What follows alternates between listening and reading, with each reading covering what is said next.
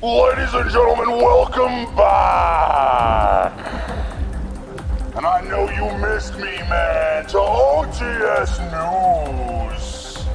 My name is Mean Marky D, pile-driving geeks. Since 1973, the biggest mark in the IWC. Now, you're all probably wondering where I have been, and no, get your minds out of the gutter. It was not a sexual harassment lawsuit because of Toni Storm, even though she can harass me any day of the week, man. I mean, can you blame me? Or maybe we should be talking about Jamie Hay. Never mind. Toni, you can touch me any day of the week, okay? Well, let's be real, folks. Let's be real. I got fired. Was it dangerous? Dana Brooke that caused my firing. No. It was not Dana Brooke, even though Dana Brooke has the IQ of a fucking eggplant. Dana Brooke did not get me fired. I wish I could have a hand in Dana Brooke being fired, but I am not an evil individual. Apparently, it was all because of this guy named Nick Khanman. Yes, the dreaded heel himself, Nick Khan, fired me from the OTS venue and OTS News. Now, apparently, my name was on the list of cuts. I don't know why. I don't work for World Wrestling Entertainment. I don't work for Vince McMahon. But apparently, my name was on the list of cuts. Now, supposedly, the story that I heard is that my name was going around the women's locker room. I wonder why. I think all of them found out what the T in mean Marky D stands. Can I say that here? Can I say that here? Oh, never mind. It's already said. It's already said, man. Speaking of that sexual harassment law. Anyway, my name was floating around in the women's locker room. Apparently, they thought I was an agent or a producer for the women's division on Monday Night Raw. I said, why would I want to work for Monday Night Raw? Have you watched that fucking dumpster fire as of late? I mean, really. There was a complete misunderstanding. I had to sit at home collecting unemployment. I didn't get any benefits or severance from these fucking people. And then I had to wait for the official word back. And here I am. I have no Dana tonight. I don't know what the fuck's going on with her. Apparently she's getting married. Toni Storm has gone missing. She's now potentially in a fucking dating storyline with Dolph Ziggler. You motherfucker, I'm coming for you, Ziggler. Don't you put your hands on my woman, clown. But I'm back, man, and I couldn't have picked a better night to be back. And I'm not talking about WWE inside Madison Square Garden.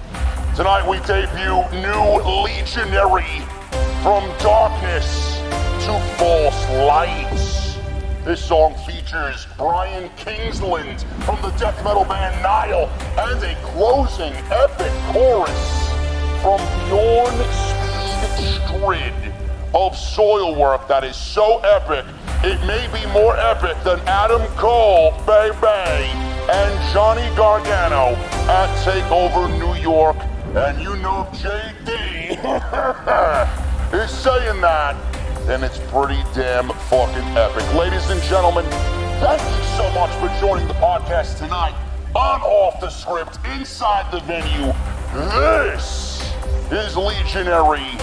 This is From Darkness to False Light, featuring Speed Strid of Soilwork.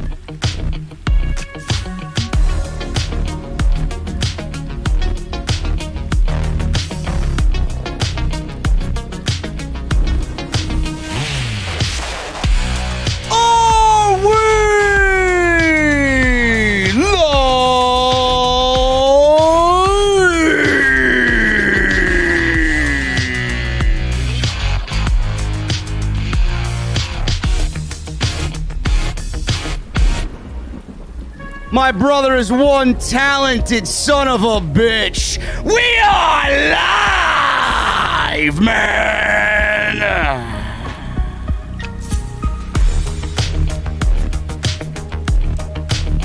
SmackDown invades my hometown. Get out. You're not welcome here, Bruce. Though I will say SmackDown was probably the best SmackDown of all 2021. Roman Reigns, Brock Lesnar kicks off. We got the Demon returning. Usos versus the Profits for the SmackDown Tag Team titles. And Becky Lynch gets more and more cringe every time I see her.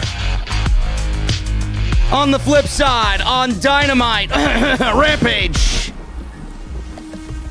we got Max Caster and Brian Pillman Jr. in the main event. Adam Cole, baby, and Bryan Danielson speak.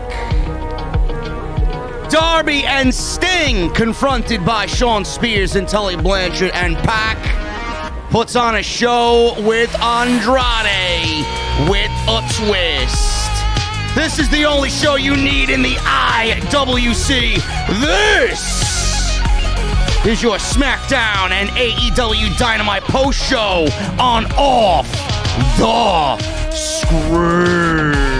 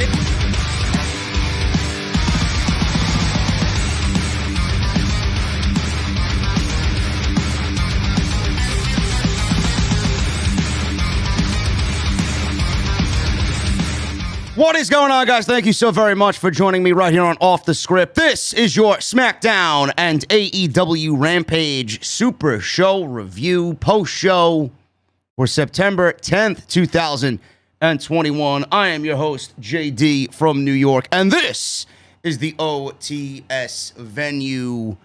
Thank you guys for all your support. Sorry for the extended intro today, but today is the first day that my brother Frank, Legionary, has released new music. Probably the best trio of songs that he's released, I think, ever. And that track you heard was From Darkness to False Light. It is the title track of his latest EP. It is with Brian Kingsland of the band Nile on lead vocals, with Bjorn Speed Strid in that epic closing segment of the song with the clean vocals. He's from the band Soilwork. Soilwork, very, very big in the metal community. And then Tony on guitar with that solo. That is actually the title track, and it is for purchase right now. I pinned the link in the top of the live stream chat. If you guys want to go and support and buy that shit, it's only $5 for 6 songs, man. You guys get the 3 vocals, the 3 vocal tracks, and the 3 instrumental tracks, plus the lyric page for all of the songs. So make sure you guys go and check that out. We will be debuting another song at the end of the show tonight. And the one at the end of the show is called Lifting the Veil, which is my personal favorite track just because of the instrumental that it is. So shout out to my brother for really bringing the music to the podcast. It's going to be a regular thing from this point on, man. So make sure you guys go check him out. Band Legionary linked at the top of the comment section there in the live stream chat. SmackDown SmackDown tonight, man. I know a lot of people in the community pissing me off going live. Get the fuck out of my space, man. SmackDown tonight, better than normal. It was better than usual, was SmackDown, but, I mean, they had to be. It was in New York City.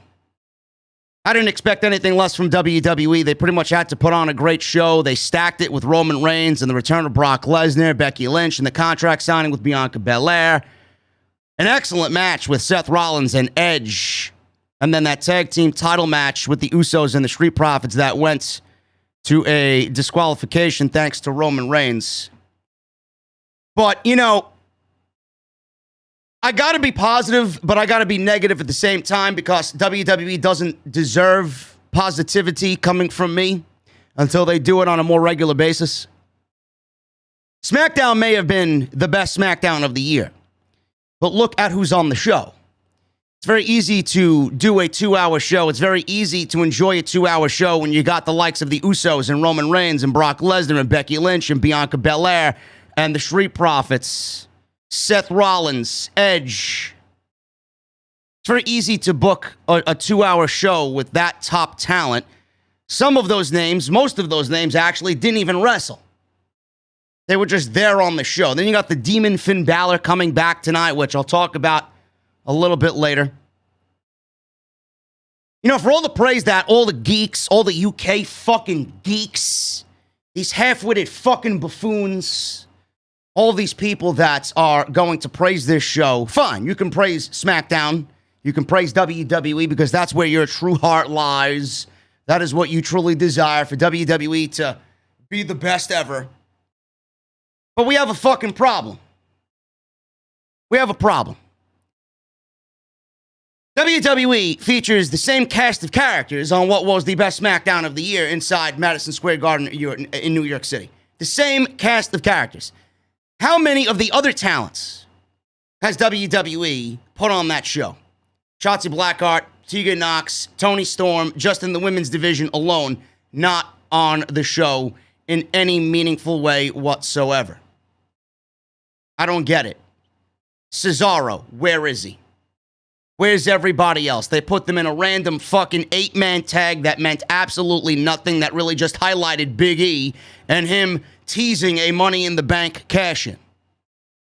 SmackDown's roster is so fucking thin that I'm surprised WWE has gotten away with it for this long to book a 2-hour show 52 weeks out of the year. It may have been the best SmackDown of the year because it had to.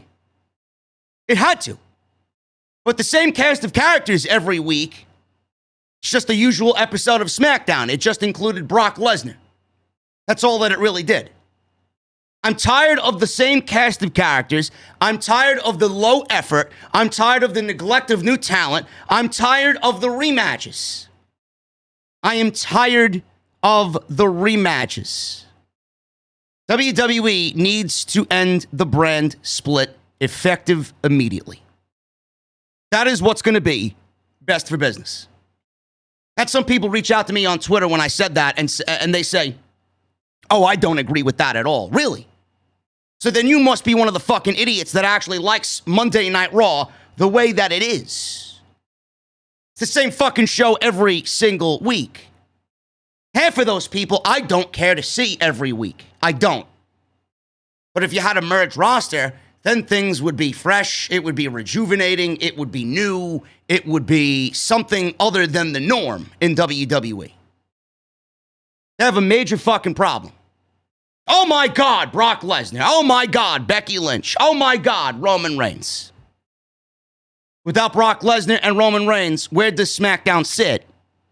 Just as low as Monday Night Raw. So you could praise SmackDown all you want, but the problem still remains.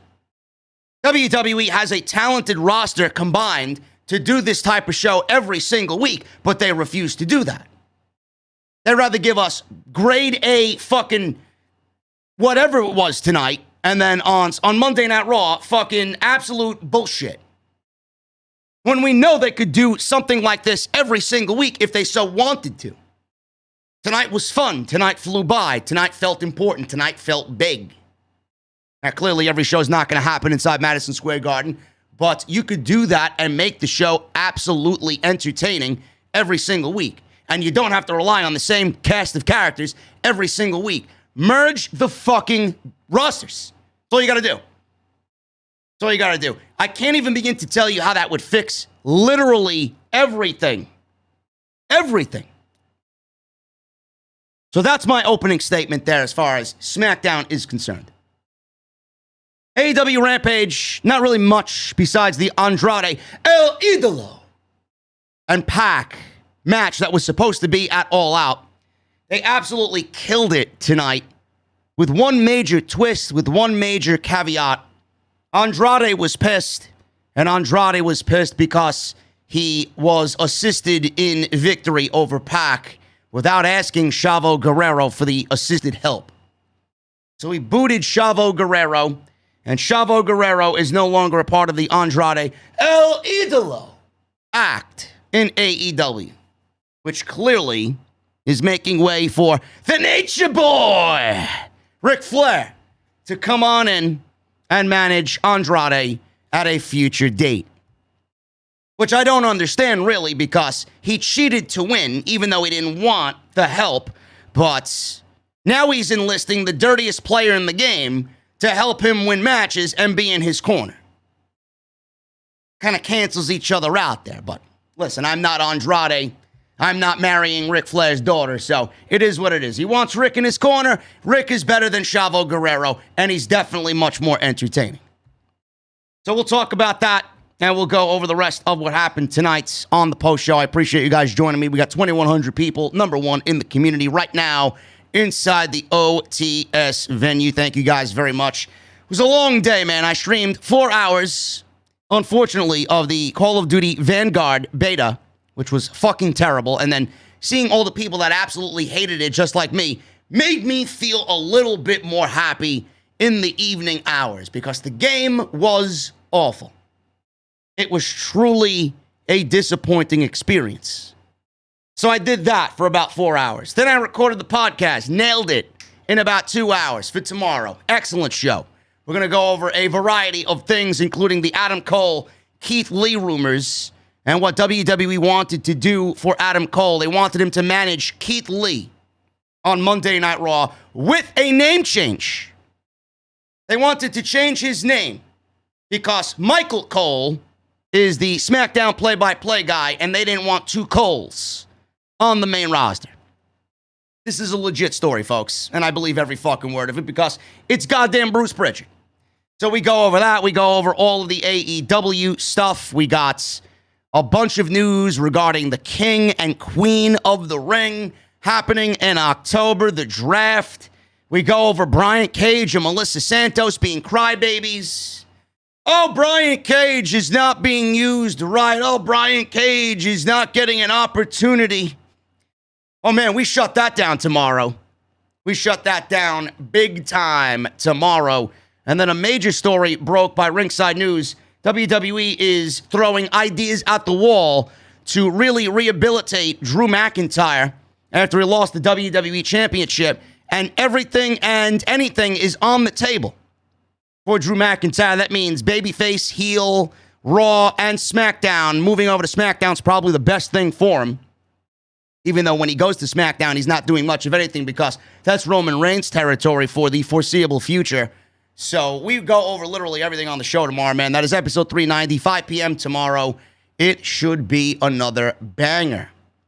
Make sure you guys follow me on social media at JD from NY206. That is on Twitter and Instagram. Hit that subscribe button down below. Turn on the bell for all notifications. Make sure you guys go and check out all the ways to support the show. Patreon is one of them. Patreon.com/JD from NY206. We got some great stuff over there. Some really exclusive stuff over there. Make sure you guys go check your t-shirts. That is bonfire.com. Link is underneath the video player that you're watching right now. Click the shirt you want. It'll take you right to Bonfire's website. That's also a great way to support. Go and check out all the other videos that you might have missed on the channel. That includes Monday Night Raw, AEW Dynamite with Jesse and I. And then obviously tonight with SmackDown Rampage, and then Off the Script tomorrow, episode 390 at 5 p.m. Also, make sure you guys check out today's sponsor in Manscaped, manscaped.com. That is manscaped.com. You guys are going to use code SCRIPT20 for 20% off and free shipping. That is for their new lawnmower 4.0 and their performance package 4.0. It is going to be the only thing you need for below-the-belt men's grooming. This is awesome. Make sure you guys go check that out. The best in the business, used by 2 million men plus worldwide. Manscaped.com.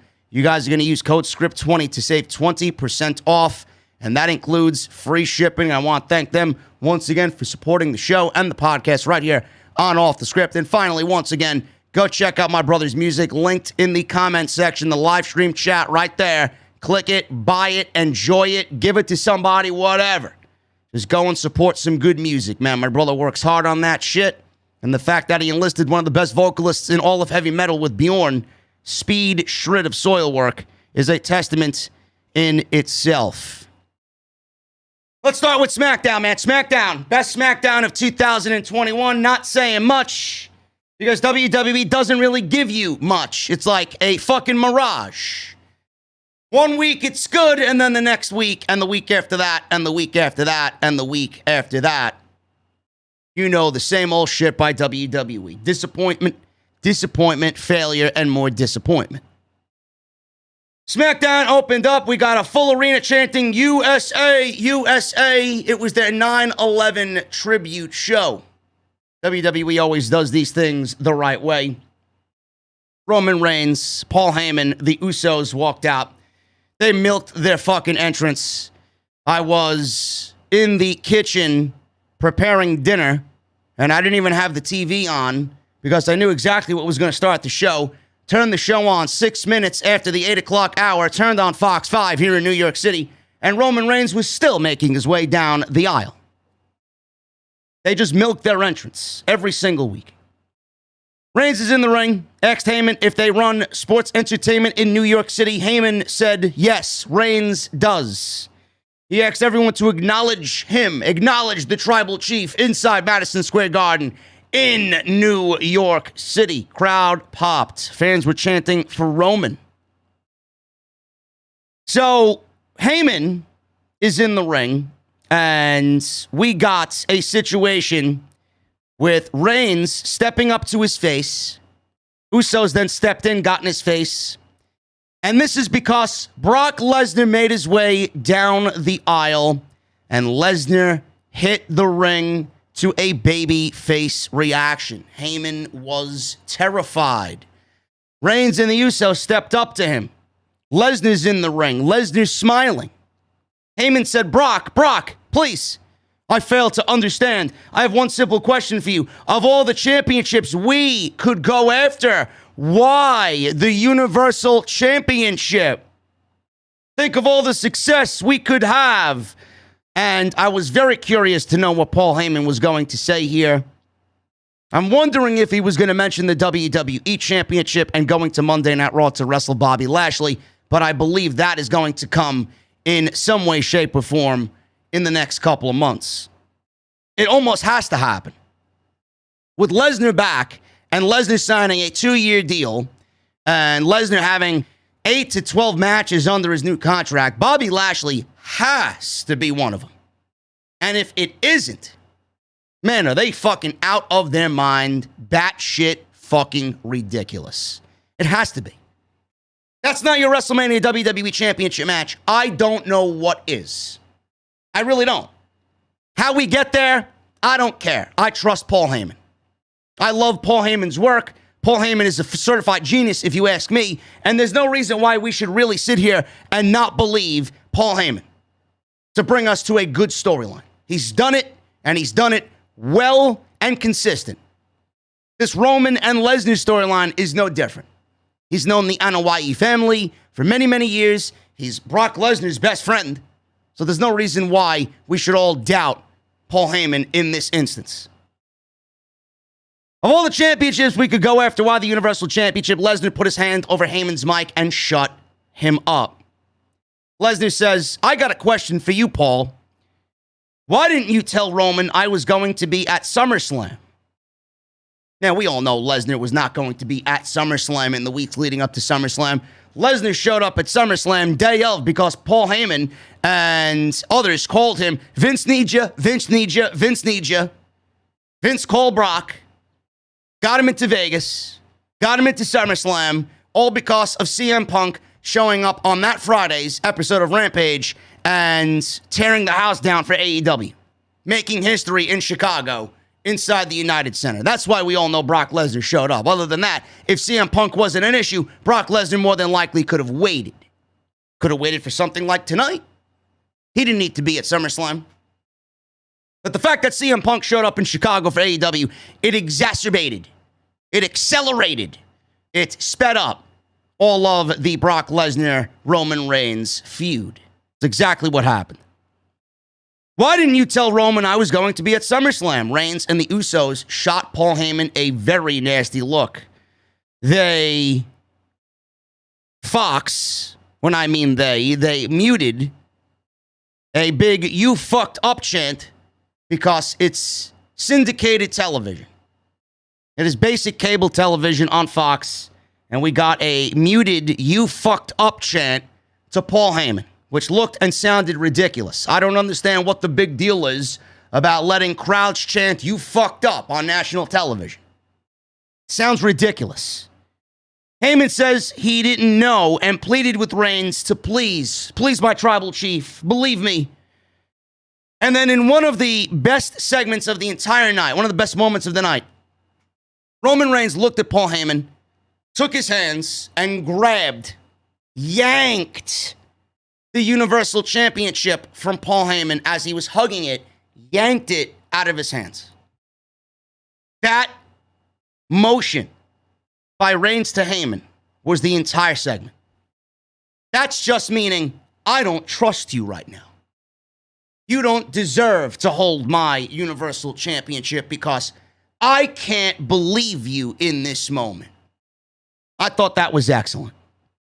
So Reigns yanked the Universal title belt from Heyman, left the ring. Usos followed. Lesnar laughed as Heyman stood in the ring, very nervous with Lesnar in the ring.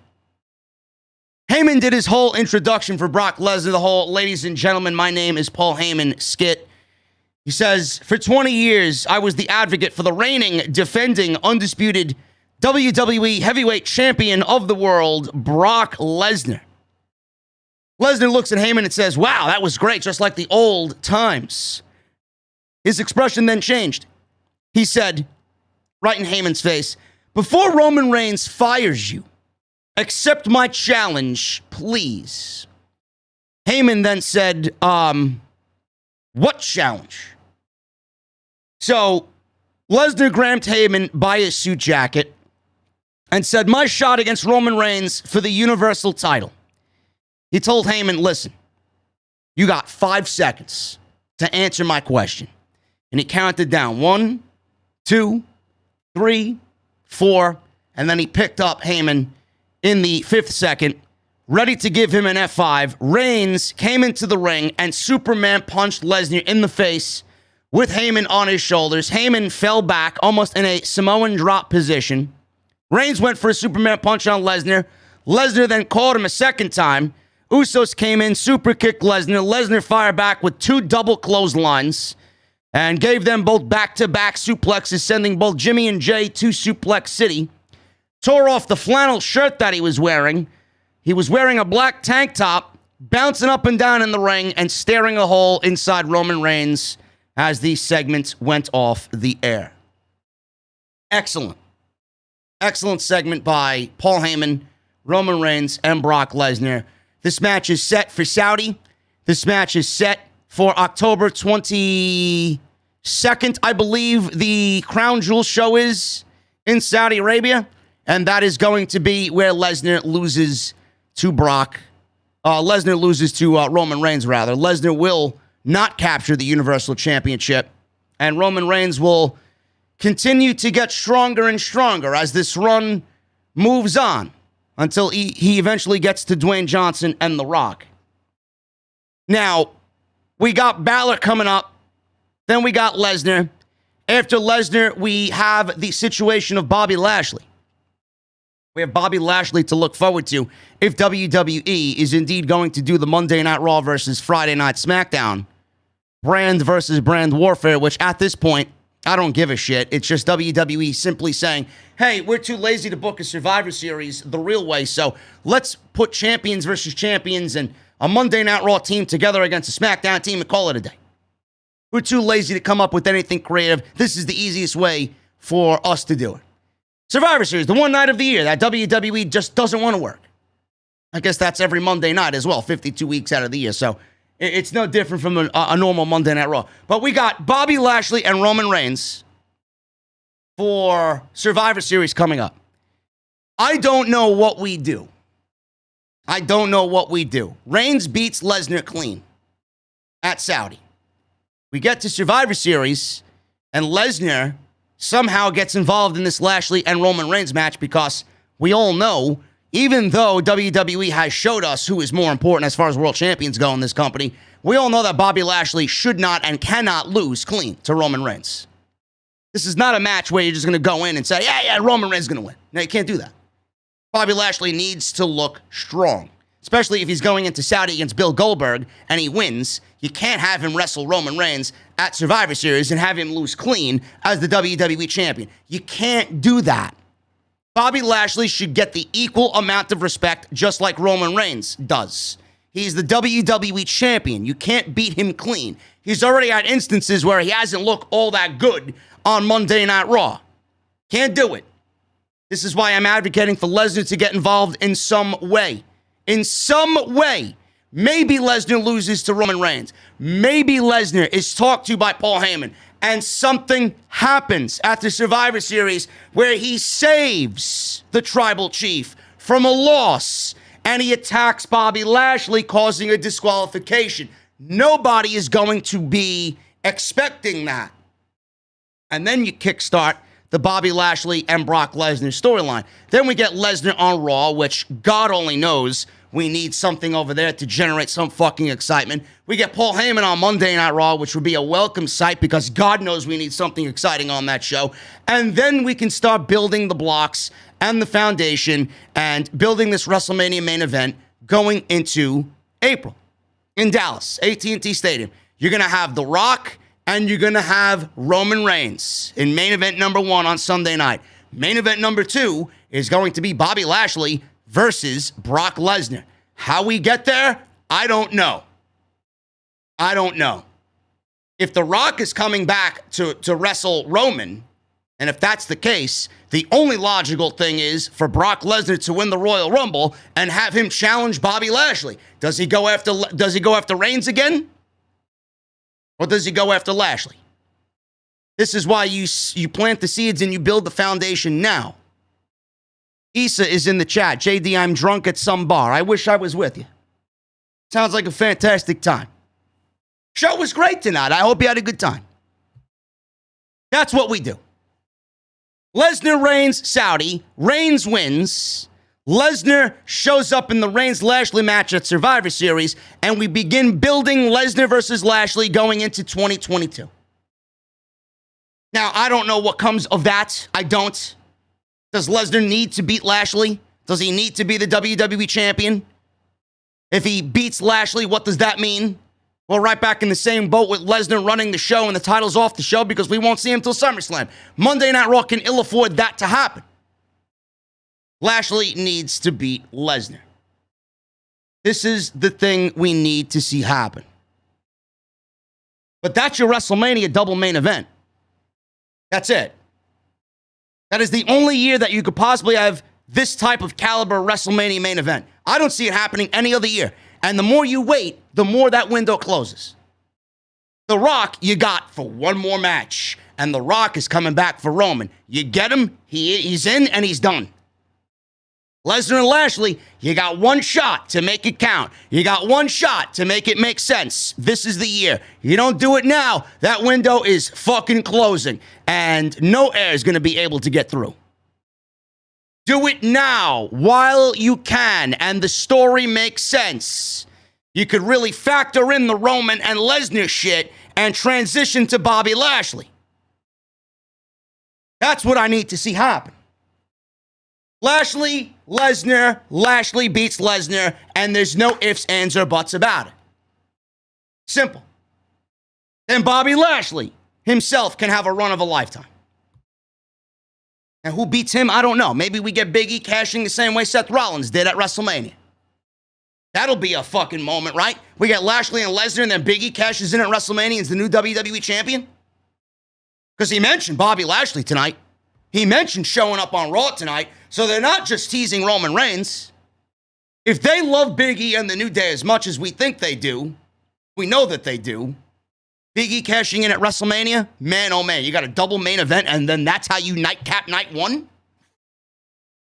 Man, oh man, you'll get people talking for a long time on that, man. You get people talking a long time on that. And that's the only time it would really make sense for him to do it. What are you going to do on a random Monday Night Raw? Somebody's going to be watching that. Who gives a shit? What are you going to do it at Survivor Series?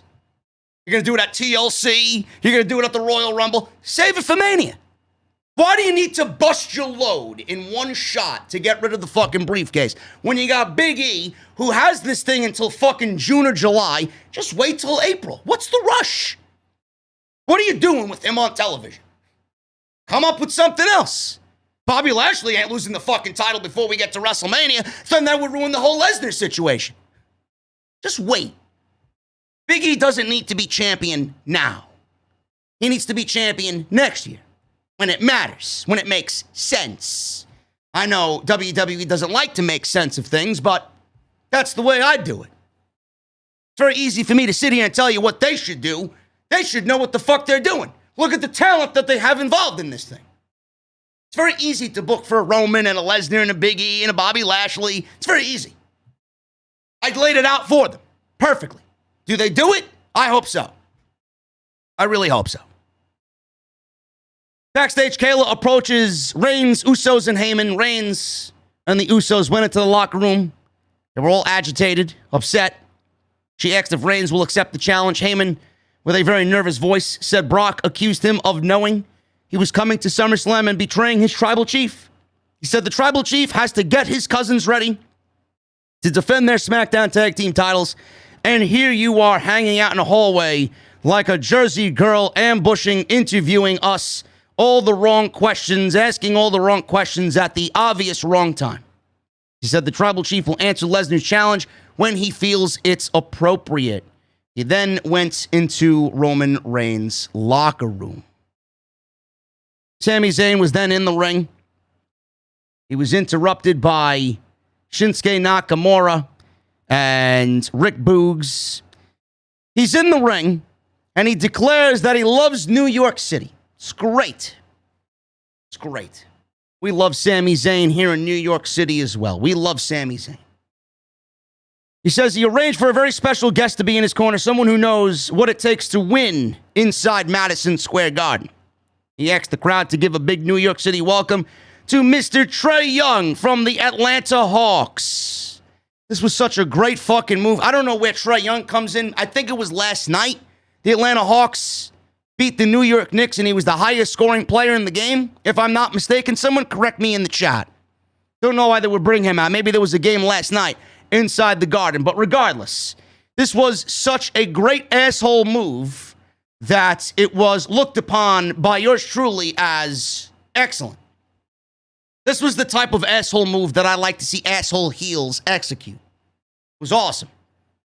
He brings out the Atlanta Hawks' Trae Young, and he's in the corner of the heels during this 8-man tag. Sami Zayn, Apollo Crews, Otis, and Dolph Ziggler with Bobby Roode. 10-man tag, I'm sorry. Shinsuke Nakamura, Rick Boogs, Rey Mysterio, Dominic Mysterio, and Big E. I don't know, was it last night? I don't know. Last season's playoffs. I'm sorry. Maybe there's a preseason game. I have no fucking idea. I don't watch the NBA. I don't know. From the playoffs. He eliminated them in the playoffs? Good, whatever. Not a New York sports fan. Who cares? So this was a big 10-man tag. I mean, there's not really much to say here. This is just WWE throwing all of their trash into the ring at the same time to get it on the show. Sami Zayn is great. He's undervalued. He's not really in much of anything. Apollo Crews is a fucking loser because WWE clearly got bored and dropped the ball with him as Intercontinental Champion. Otis and Chad Gable, they were hot with them, and now they don't give a shit about them. Dolph Ziggler and Robert Roode, nobody cares about them as being a tag team. Then you got Shinsuke and Boogs, who are probably one of the best things about SmackDown. Rey and Dominic Mysterio, they're breaking up eventually. They're teasing a breakup there. And Big E is the one guy with the Money in the Bank briefcase. He's the one guy who doesn't really give a shit about losing or winning. He's got the briefcase in a future WWE Championship match. Or Universal Championship match, but we know it should be against Lashley. So Big E, Boogs, Nakamura, Rey, and Dominic win in about 10 minutes. Rey was in there, and he recovered after some offense on him and tagged in Dominic. They landed a double 619. Big E then finished Sammy off with a big ending for the clean win, 1, 2, 3. Trey was choking out Rey over the top rope in the middle of this match. Referee kicked him out of the ringside area after he caught him, and he was just standing there dumbfounded. How could you kick me out? I'm Trae Young from the Atlanta Hawks. What are you doing? Why? So they kicked him out, and the fans cheered.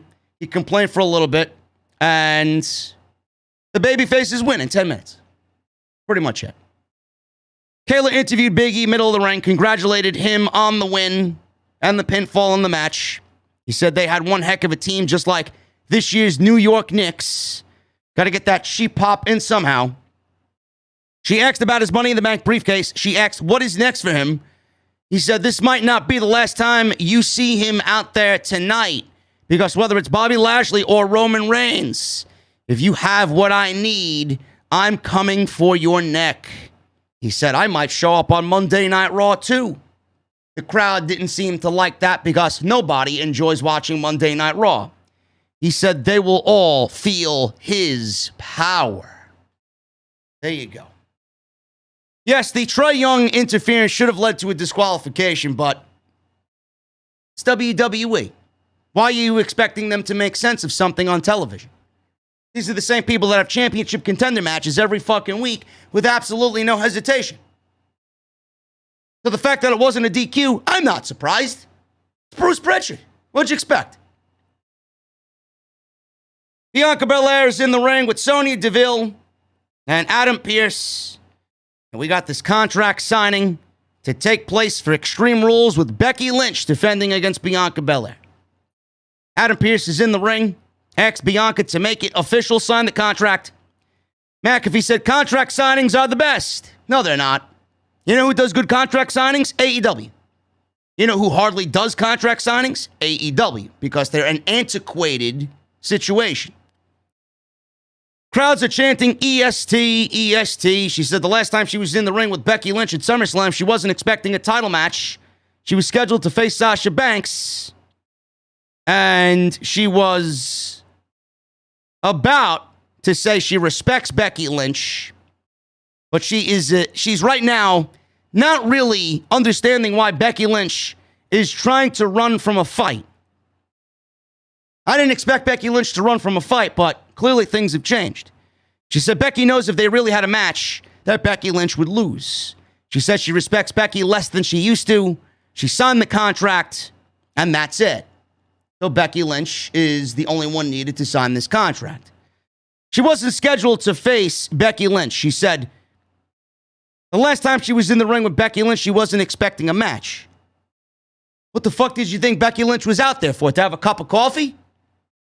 You expected to play fucking Uno with you? What did you expect Becky Lynch to do at SummerSlam, showing up to a fucking raucous ovation in your match that Sasha Banks is not in? I don't get it. What'd you expect Becky to play fucking Twister with you? Battleship? Ah! You sunk my battleship, Bianca. Let's do it again.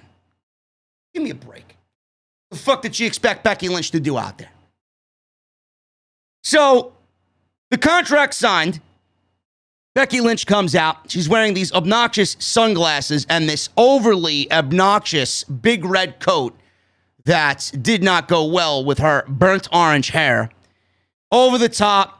And I don't know what she was going for. Maybe she said, you know what, these fans, I got to get these fans to boo me somehow. Let me come out and look as much as I possibly can as somebody that they want to boo. She came out with these big glasses on and this big red coat, channeling her inner Conor McGregor. She sat down, leaned back, and said the original WrestleMania main eventer has arrived. She said she saw how starstruck Belair was at SummerSlam, delighted to share the ring with big-time Bex, she says. Big-time Bex is big-time cringe. I think my overall feeling on Becky Lynch is I'm not digging Becky Lynch and her return. I honestly think the entire situation with Bianca Belair has really soured my attitude towards Becky Lynch. She told her that there's no shame in sitting out there with regular people. She told Pierce and DeVille that she would give Belair the match when she was ready. She said it might have been tonight at MSG if she hadn't beaten her in 20 seconds. She asked what if she doesn't sign the contract. Belair said sign the damn contract, and then she wants everybody to get in and chant sign the contract, sign it, sign it, sign it. And the crowd, like a bunch of geeks, started chanting, sign it. Becky stood up. She was offended. She said she was sitting at home hearing fans chanting, we want Becky, we want Becky. She came back and beat the champ in 26 seconds. And this is how you treat me. She said she left her baby girl at home for them, and you're favoring a flash in the pan over me. Belair leaned back, and she was enjoying Becky just breaking down here. An EST chant broke out. She said, fine. If you can't join them, beat them. She said it's going to end the same way at Extreme Rules. She signed it. She threw the contract at Belair. Belair caught it. She left the ring, held her belt up. Belair was in the ring. She smiled, and that is it. Extreme Rules is signed Becky versus Bianca for the SmackDown Women's Championship. You know, you do realize that WWE is backing themselves into a corner here. You know, I know a lot of people, including me, are not too fond even 4 weeks in. Just about 4 weeks in. 3 weeks in. With Bianca Belair losing in 26 seconds, I'm still not really over that. And every time I look at Bianca Belair, I look at somebody who is a big fat loser. It didn't make any sense. It was reckless. WWE abandoned a young star for a returning star that didn't need the women's championship immediately.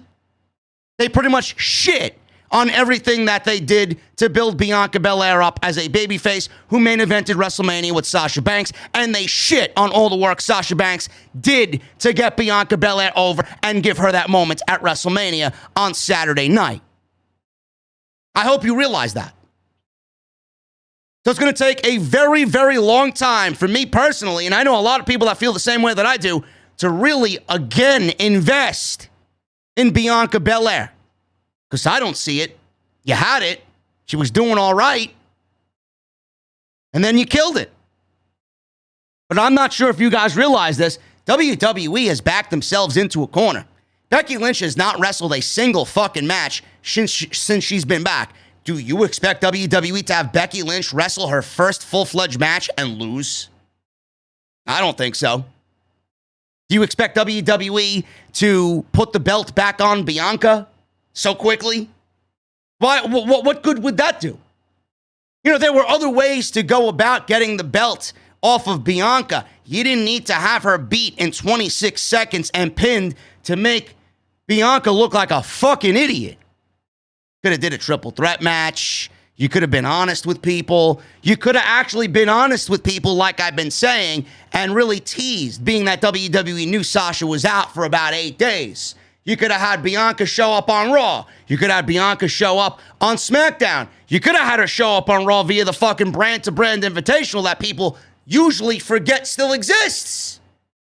Making innuendos and little Easter eggs about who is going to challenge me at SummerSlam. I'm over here from SmackDown to look at challenges on Raw because I don't have Sasha Banks to wrestle. She's out. I guess nobody wants to step up to the plate. I guess I am really the man in this women's division. Show up on SmackDown. Make another Becky Lynch Easter egg drop. Hype the fans that Becky Lynch may be at SummerSlam. Bianca comes out. I got no opponent. Out comes Becky Lynch. They tear the house down in 20 minutes. I would have not minded if Bianca Belair lost in 20 minutes to Becky Lynch. But 26 seconds? That is fucking absolutely irreversible damage to Bianca Belair. You treated her like a fucking schmuck. Let me shake her hand, get an elbow, and then get knocked out, pinned 1, 2, 3 off of a fucking rock bottom. There were other ways to do it.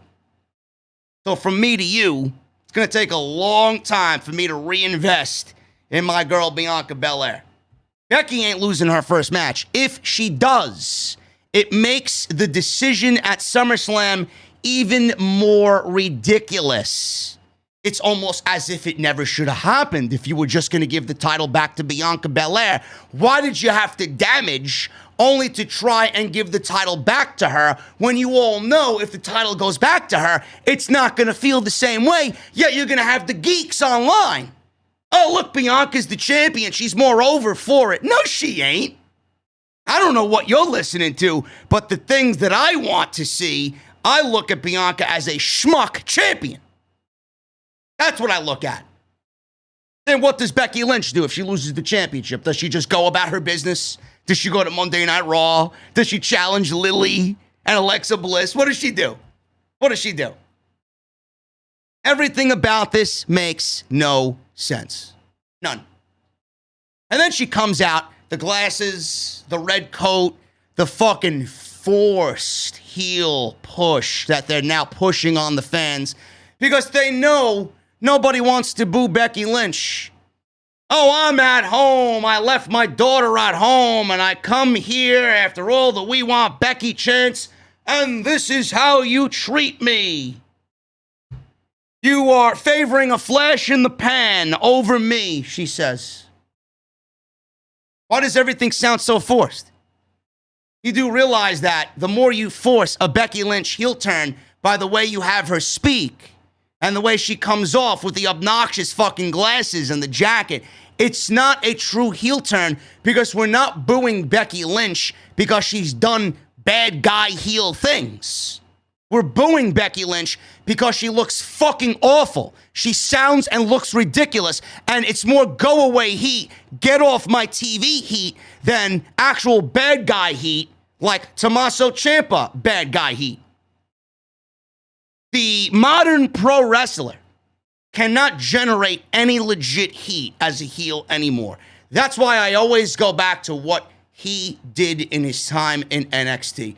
Buildings around this great country booed this man every single night. Every takeover, that man came out to no music. He came out to the greatest theme music that ever exists in pro wrestling. Nothing. Nothing, and fans showering hatred down upon him. This forced Becky Lynch heel turn, it ain't no fucking heel turn. It's WWE making a stupid fucking decision, realizing they made a stupid fucking decision, and now they're stuck making this stupid fucking decision, and they gotta go all the way with it because they beat Bianca Belair in 26 seconds.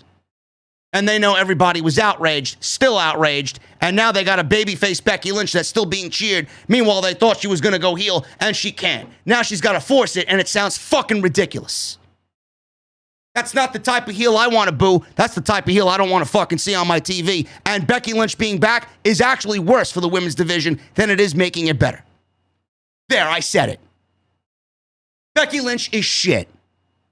She is. She's done nothing to enhance that division. Nothing to enhance that division. You got Becky back as the SmackDown Women's Champion. I'm still asking for Toni Storm. I'm still asking for Shotzi Blackheart. I'm still asking for Tegan Nox. I don't know how you have these three women, who are some of the best women that WWE has had in their developmental system, on the main roster, and they don't have any opportunity to wrestle. That's a fucking problem. That's a major fucking problem. Becky Lynch is shit. I'm sorry. Heyman was on the phone when Tegan Nox, speaking of which, and Shotzi Blackheart drove by in their tank, and Heyman asked if he needed a ride. Kayla then appeared, and Heyman yelled, "What? What do you want from me?" He said, all she does is nag, nag, nag. He said, Reigns is going to witness his cousins beat the Street Profits and then live in MSG, or live in MSG, he will answer the challenge of Brock Lesnar. Whether that is a yes or no, don't you just love a good cliffhanger? He turned around and there was Big E holding up the briefcase. He made some New Day-like high-pitched squeaks and screams and noises. And he began doing his Big E fucking gyrating or whatever the fuck he was doing. Ridiculous. He's not cashing in on Roman. Nobody should believe he's cashing in on Roman. It's more Bobby Lashley than anything that's got to be worried about Big E. Seth Rollins versus Edge. This was easily the best thing of the entire night, if you ask me. Even better than Pac and Andrade. This was fucking awesome. Now, I don't know what they're doing here as far as the feud, but clearly they left it open-ended. And SmackDown was a lot to really take in, and I think this was the kicker that put it over the top tonight. So Seth was in control, and Seth worked over Edge for a few minutes. Edge made a babyface comeback. He was wearing pink and black inside Madison Square Garden. I don't know if that was a throwback to Bret the Hitman Hart or he was paying homage to Bret the Hitman Hart, but I liked Edge in the pink and black.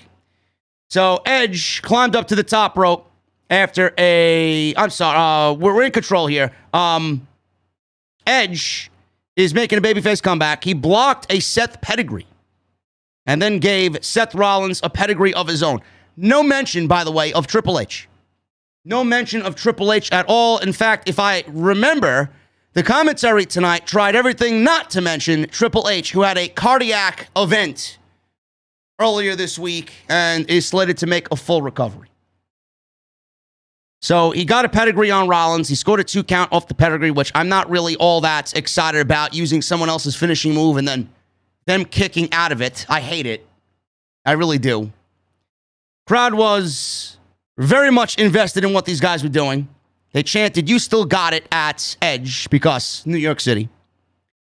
We're going to a commercial break. Edge landed a full Nelson slam for a near fall. He climbed the top rope. Seth popped up, and Edge dropped Seth face first off the ropes. He then applied a standing leg lock. Seth twisted out, sent Edge into the bottom turnbuckle. Edge rolled through into an STF. Seth reached the bottom rope to break the hold. Edge blocked his hand and then slammed his head into the mat. Seth did grab the ropes, forcing the release. Rollins came back a couple of minutes later with a buckle bomb, which I don't necessarily think that's a good thing with somebody that's had fusion neck surgery that was out for 9 years, but who the fuck am I? Buckle bomb. Edge caught Seth with a spear as he charged at him. Got a very close near fall that really almost popped the crowd big. They went into a brawl in the middle of the ring. Low blow by Seth, hitting Edge. Referee didn't see it. He then hit a super kick. Edge stood up. He eventually dropped to his knees. He was defenseless. He left himself open. Seth hit another super kick. Edge sat up. And Seth landed a third super kick. He then delivered a stomp. He covered Edge and got the 1, 2, 3. They played it up like it was some over-the-top, oh my God, is he hurt situation with Edge in the ring. Ref frantically called for medics and a gurney to come out. And Michael Cole was playing this up on commentary, saying that this is something they've been fearing ever since Edge came back. They cut to a break. We come back. Seth is looking on, admiring what he's done. Edge is being loaded onto a gurney and into an ambulance. They replayed all the key points in this match with the super kicks and then the stomp. And then they went backstage where the ambulance drove off. Pierce and DeVille were looking angrily on at Seth Rollins. Seth seemed a little shaken up. Sarah Schreiber went up to him and asked for a comment. He was almost stuttering over his words. Says he doesn't know how to feel or how he's supposed to feel. Maybe I just don't feel anything at all. And that's the way the segment went off the air. I don't know where this is leading, but I was thinking with all of this, maybe we see Edge come back at the Extreme Rules pay-per-view and we get a third and final match at the pay-per-view. They're going to need another big money match. And with all of the stipulations that they could have, they could really tear the house down at Extreme Rules in a stipulation match. I don't know why they would wait any longer than Extreme Rules. Maybe they wait for Saudi. That's the other thing. Maybe they wait for Saudi. Maybe he takes a little bit of a break. He goes home. He sells it, comes back. They're going to need big names for that Saudi show. Maybe they don't need Edge on the Extreme Rules show, and they rather make him work the Saudi show because it's a bigger name, it's a bigger match, and they're going to need to load that show up big time just because of where it is. That's what I'm thinking that they do. So he's going to be out for a little bit. Rollins is going to relish in his work. I liked the work of Rollins here. I did. I thought him being very kind of mesmerized almost what he did, not knowing how to feel.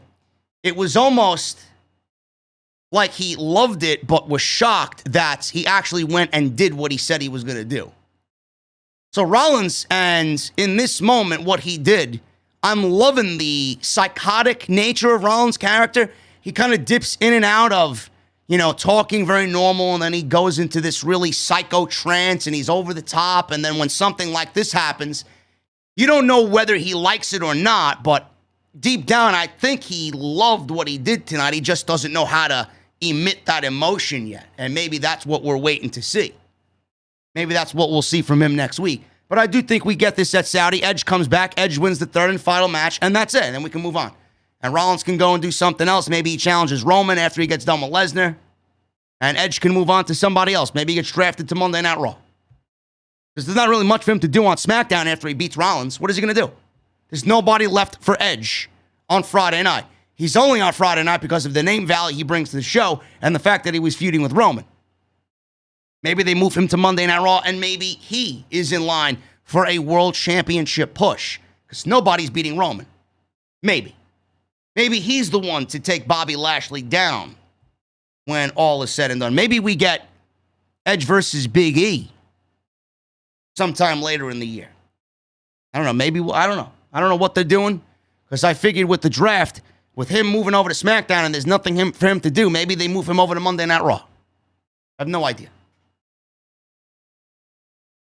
Reigns, Usos, and Heyman backstage. Heyman stood in the background. Seemed to have regained some of his confidence. He was a little bit more happier now than he was in the beginning of the show. Reigns gave the Usos a nice pep talk. He said that they run the Garden and they run WWE, so don't lose. The Usos says they've got it. We got it, Us. We're going to make the family proud. We're the ones. Reigns told Paul, listen, I saved you. Why didn't you tell me that Brock was at SummerSlam? Heyman said nothing, and Reigns stared at him as we went to commercial break. So that's the cliffhanger. That's the cliffhanger. Reigns still cares about Paul Heyman. Reigns still cares. And he asked Heyman, why didn't you tell me? It's not going to give us the answer immediately. We're going to have to wait till next week. So I'm loving what's going on so far. I think it's great. We got the Usos versus the Street Profits. SmackDown Tag Team Championship match. Another rematch. Last week was a non-title match, a championship contenders match. Now we got a championship match on SmackDown. Profits were in control. Got a 2 count off of an assisted back body drop onto Jimmy. We got Ford landing a flying flip to the outside on both Usos, which looked great. Ford went on a dazzling sequence of offense with only one show, and Reigns watched. He was watching on fans, one shoe rather. Dawkins tagged in. Ford landed a top rope blockbuster off of Dawkins' shoulder for a near fall. Jimmy came back with a headbutt. They tagged in Jay. Caught Dawkins with a super kick. They showed Reigns reacting at ringside with Heyman. A couple minutes later, Jay landed a top rope frog splash for a convincing near fall. The fact that Montez Ford was only working with one shoe is quite amazing. I mean, the guy is just absolutely fucking unbelievable. Reigns looked on. He was very concerned after a frog splash that didn't get the job done. Heyman looked on at ringside. He was very nervous. And Jimmy went for a frog splash. Dawkins lifted his knees. Ford landed a top rope splash a second later. And Reigns ran in and broke up the cover, causing the DQ. Choked out Ford with the guillotine choke. Ref called for the bell. The Usos were disqualified. Ford went limp. He was selling it hard, jumping up and down, selling the guillotine. Profits win via DQ in what was a fine main event for the tag team championships. More than likely, we're going to see this match again at Extreme Rules with some sort of stipulation. Reigns grabbed the mic and said he ducks no man, so if Lesnar wants it, he's going to get it as soon as I'm done smashing Finn Balor.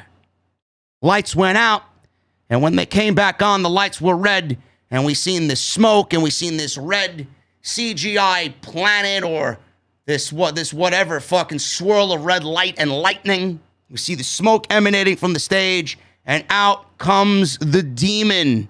Pat McAfee was going crazy. He says, "You gotta be kidding me. This is awesome.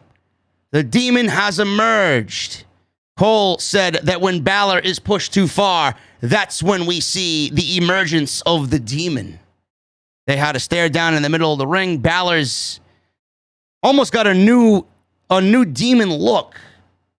I don't know if this is what we're going to see from this point on or how often we're going to see the Demon on WWE television. I'm actually surprised we're looking at a Demon versus Roman Reigns match at Extreme Rules. I don't really understand the difference between the Demon and Finn Balor. If there was a little bit of a difference, I would understand it more. And this is what I've always thought about with Finn Balor when he goes into the Demon character. He's the same person. Like, human Finn wrestles the same way as Demon Finn. There's no difference. He doesn't do anything different. He doesn't add a new move. He doesn't do anything outside the entrance a little bit differently. He doesn't have magical powers. But I'm supposed to believe now he puts face paint and makeup on that he's going to beat the tribal chief. It almost makes the Demon look like a schmuck in the end. Like, I don't know why we just can't get Balor versus Roman Reigns and Roman Reigns beating Finn Balor. Why do we need for him to beat the Demon when it's no different than beating Finn Balor? I guess maybe in the eyes of the casuals and the people watching this show, that the Demon is better than regular Finn. I just don't understand it, and I don't see it. I don't know why we gotta beat the Demon when the Demon should be something that he uses when he needs to win a match. We all know the Demon is not going to beat Roman Reigns. So why bother? You're just making him look weak by default. You're making him look weak just because you want the visual of Balor looking like the Demon because he stands a better chance against Roman Reigns. It works negatively in both aspects. You make the Demon look like a schmuck, and then you make Human Finn look like a schmuck because Human Finn couldn't get the job done. So now he's got to go to the Demon, and he's going to make the Demon look like a schmuck too. I don't know. That's just the way I see it. I don't know what you guys think, but it is what it is. We're going to get into the AEW Rampage portion of the show in just a second. But I want to thank you guys for showing up. On the podcast tonight. Super chats are open. Get them on in, man. We're going to hang out at the end of the show. We're going to listen to some more new Legionary. We're going to answer your questions. You guys can get them on in. Last call is still a little bit away.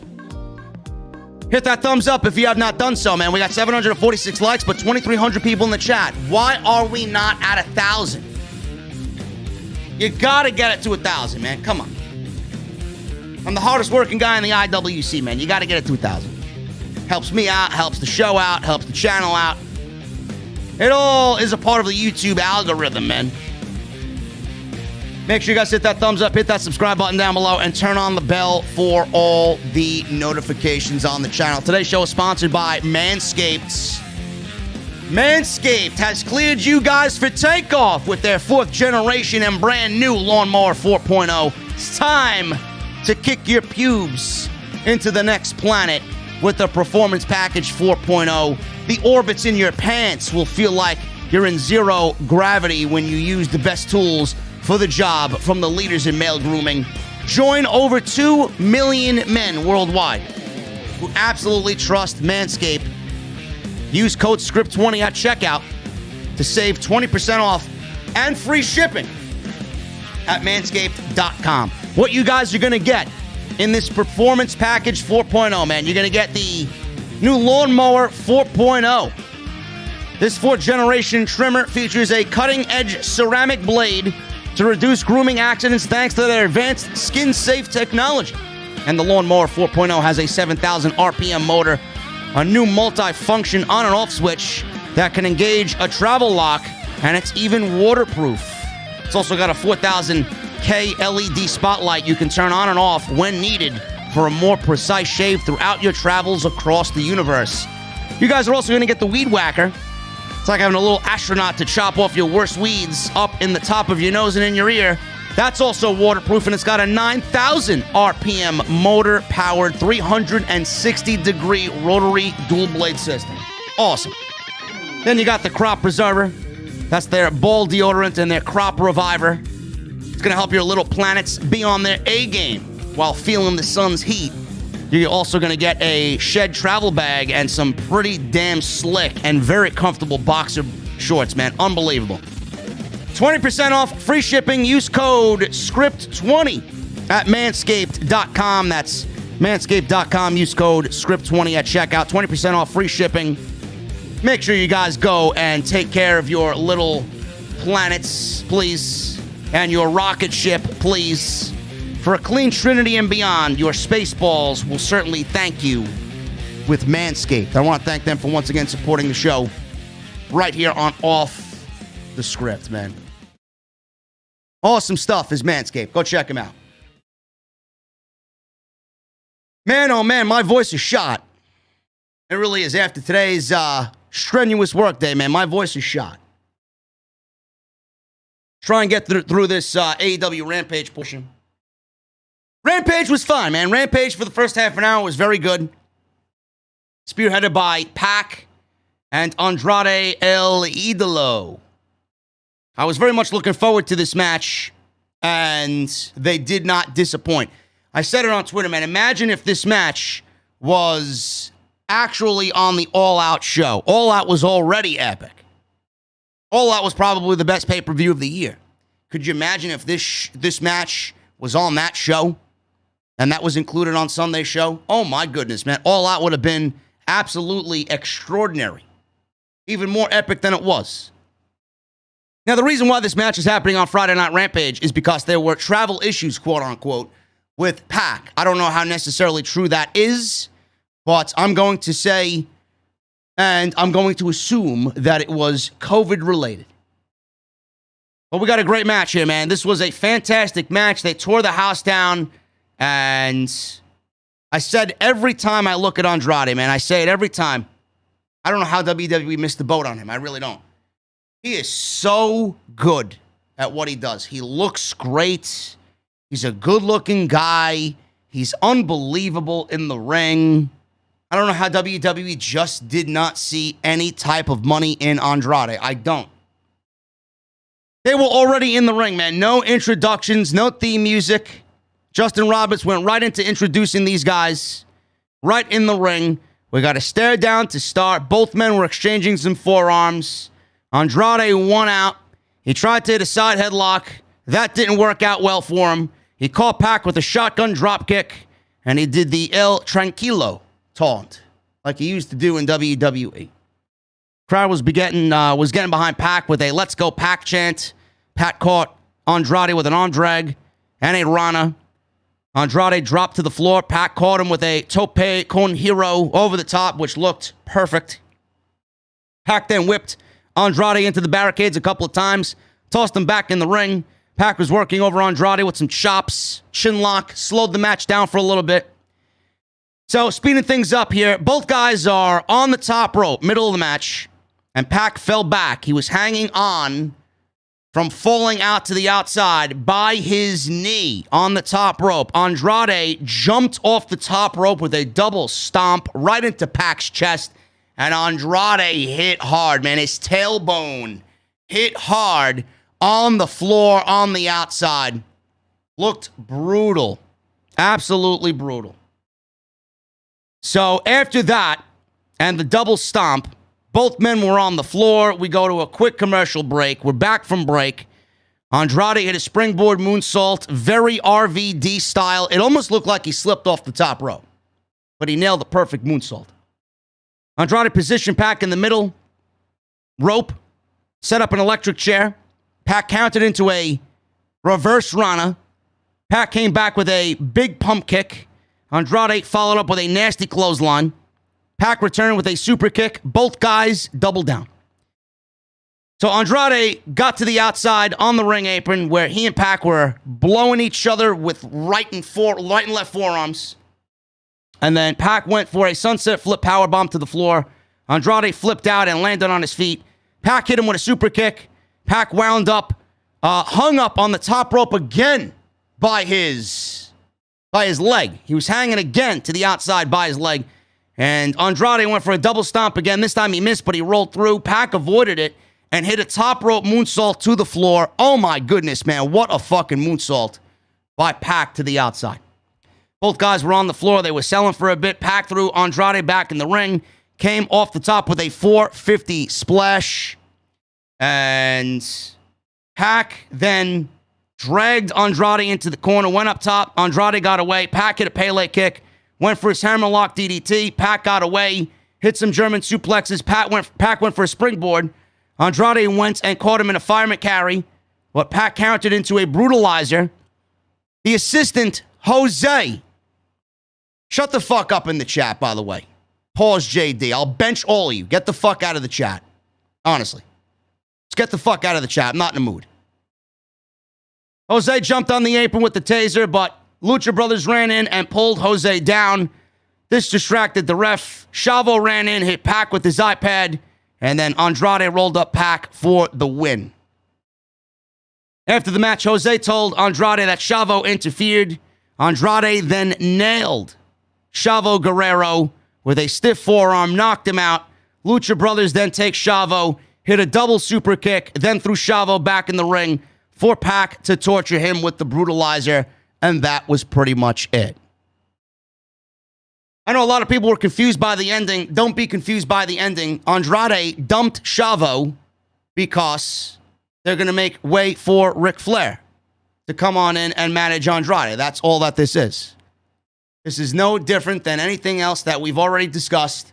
Ric Flair was going to find his way into the group somehow. You couldn't have Ric Flair, Jose, and Chavo all in the same group. All you need is Andrade and Ric Flair, and that is it. Andrade's got off on the wrong foot, not necessarily his fault. He was stunted by COVID. He was stunted by this travel issue. His match with Pac got taken off the show. There really hasn't been much because now with Ric Flair being released, I think they kind of wanted to wait and kind of reset Andrade a little bit. And then when we see Ric Flair come on in, that's when we're going to get the Andrade that we've all been waiting. It's been a little bit. It's not as bad as Miro. It's not as bad as Miro getting off on the wrong foot. This is a little bit quicker. And Andrade, once Ric Flair's there, he's going to take off. I just know he is. I know he is. Now, this is the way that I would introduce Ric Flair. Absolutely. I don't want Ric Flair just joining AEW because he's got to be with the promotion and you got no plans for him. Make it known that Andrade and Flair are pretty much going to be family. Everybody knows Andrade's dating Charlotte, and everybody knows that he's going to be a part of the family. So why not have his future father-in-law be there to mentor him? Don't hide the fact. Play up to it. People like honesty. People like realism.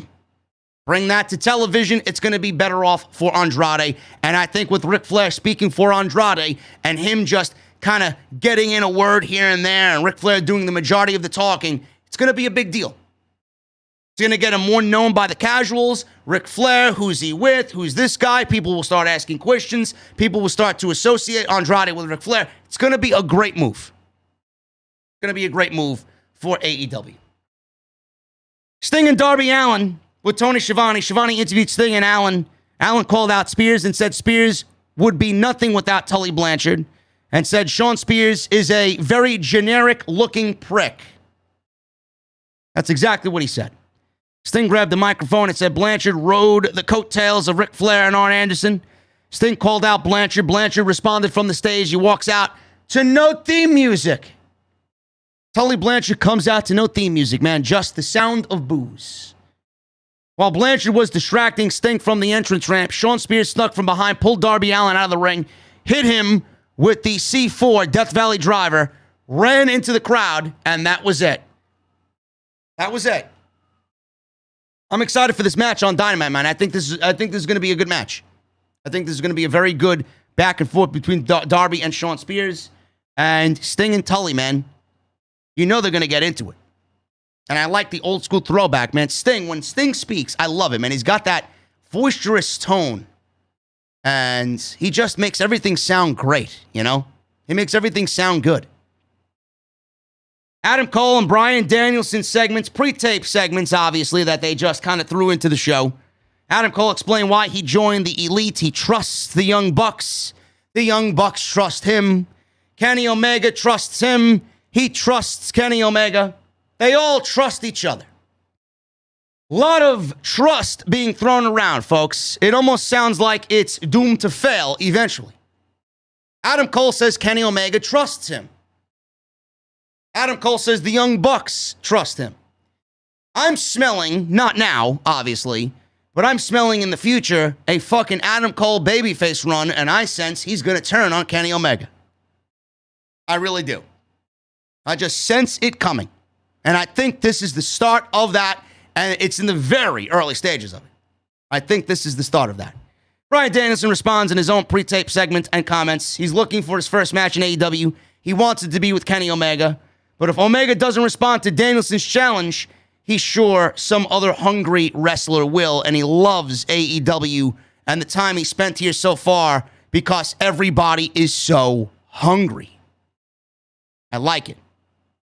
These two guys are big deals. Very big deals. And we talked about that tomorrow on the podcast. It's almost as if WWE just let two huge, big-name difference makers just walk into AEW with no hesitation. Here, please, take them.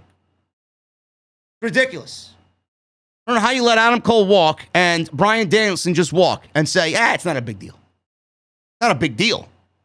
Give me a break, man. Ruby Soho, Chris Statlander, and Riho defeated Dr. Britt Baker, Jamie Hayter, and Rebel. Not really all that much here. Ruby Soho obviously continues to look strong. Dr. Britt Baker and Ruby Soho are going to have a match eventually. Soho got the hot tag from Rio. Worked over Jamie Hayter with forearms and a super kick. A takedown got Soho a near fall. Statlander and Soho tried to double team Hayter, but she fought out of it. Got a near fall on Statlander after a backbreaker.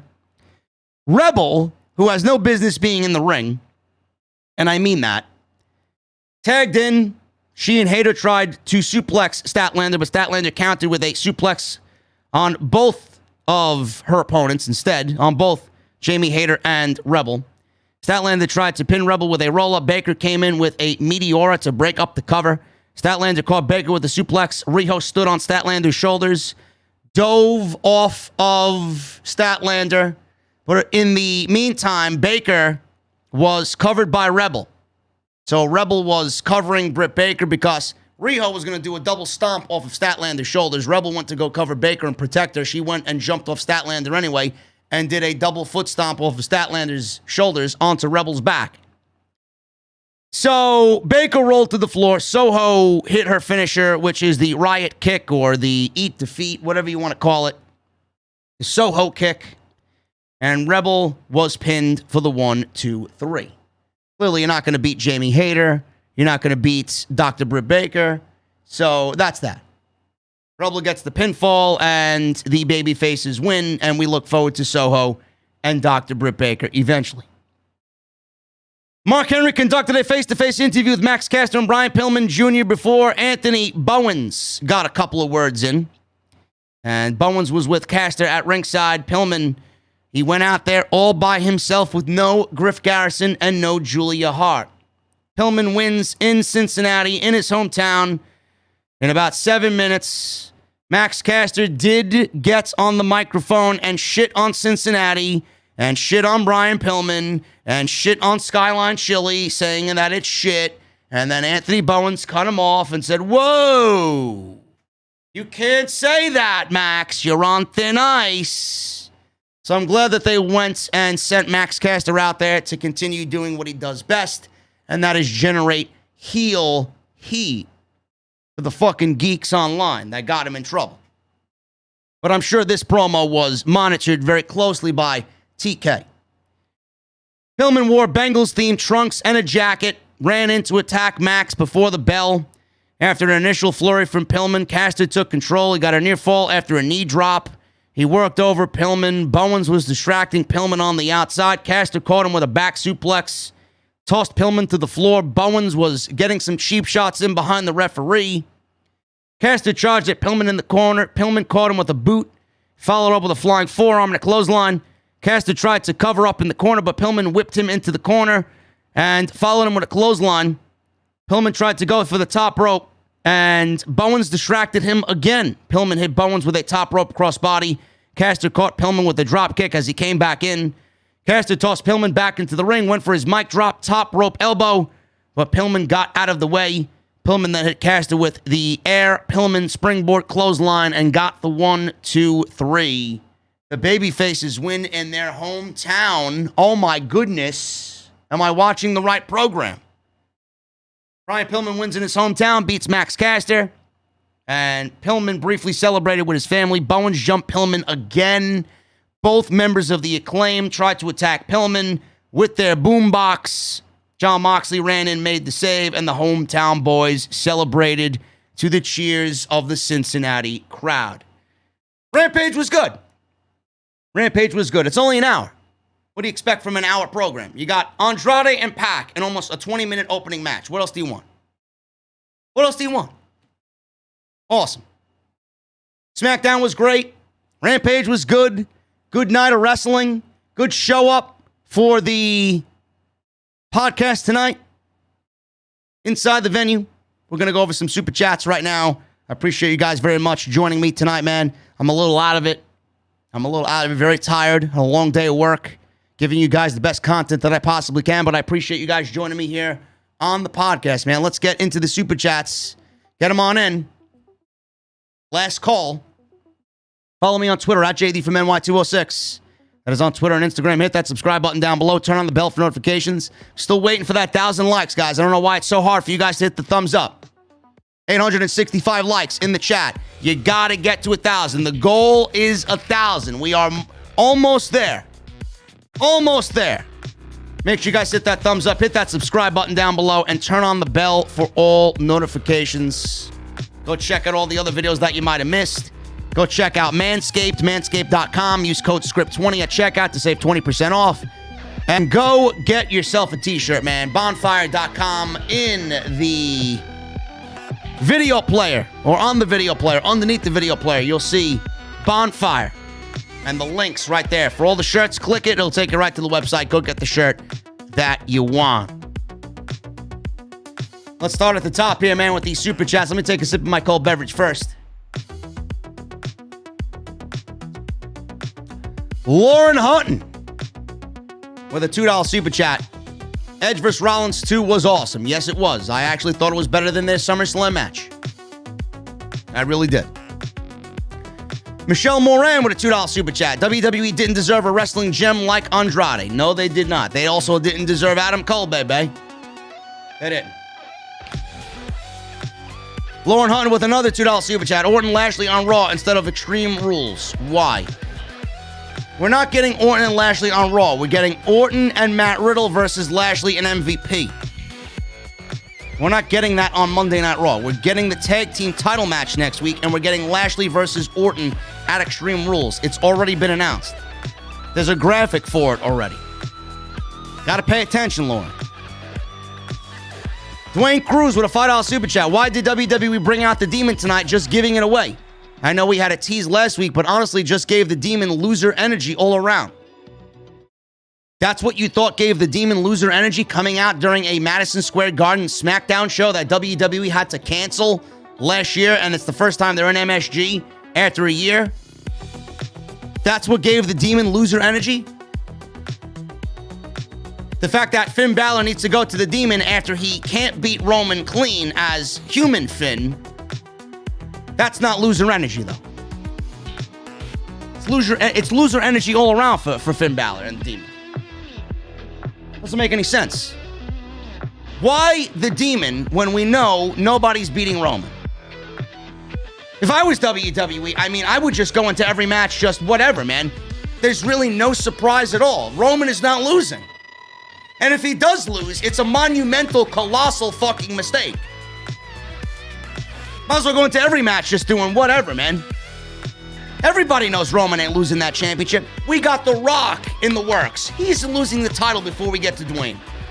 No way is he losing that title. None. Give me a break with this shit.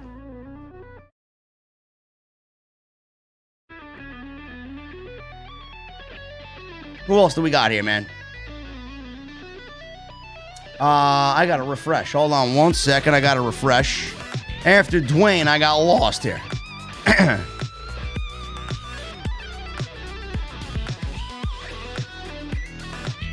Ray Warrior with a 19.99 super chat. Best SmackDown I've seen in a while, and Rampage was awesome. Love your reviews. Keep up the good work, JD. Thank you, Ray Warrior. I appreciate that, brother. Thank you for the 20 bomb. JP5150 with a $10 super chat. I have to say, JD, the wish wall in the last wish raid actually works. I wished as hard as I could to super chat on OTS, Source of Truth, today on my birthday. And after slaying Riven, my wish came true. Bro, did you get the 1,000 voices is what I want to know. That's when your wish really comes true.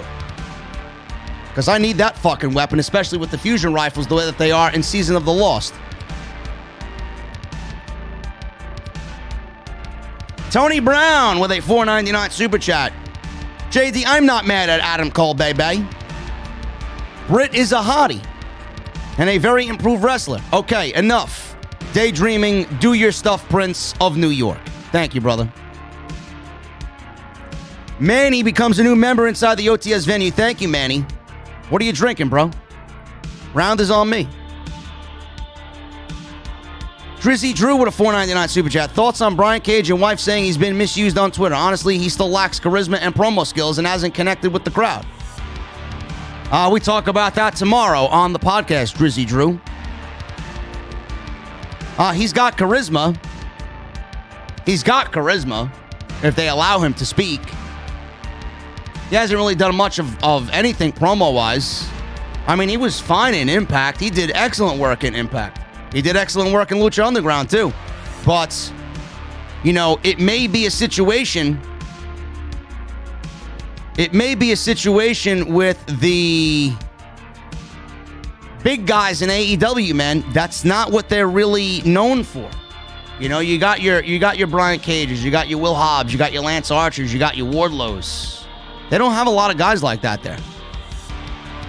Maybe the crowd just doesn't like those types of guys. I don't know. We have to see. Manny with a $5 super chat. Just cause Mean Marky D is back. Thank you, Manny.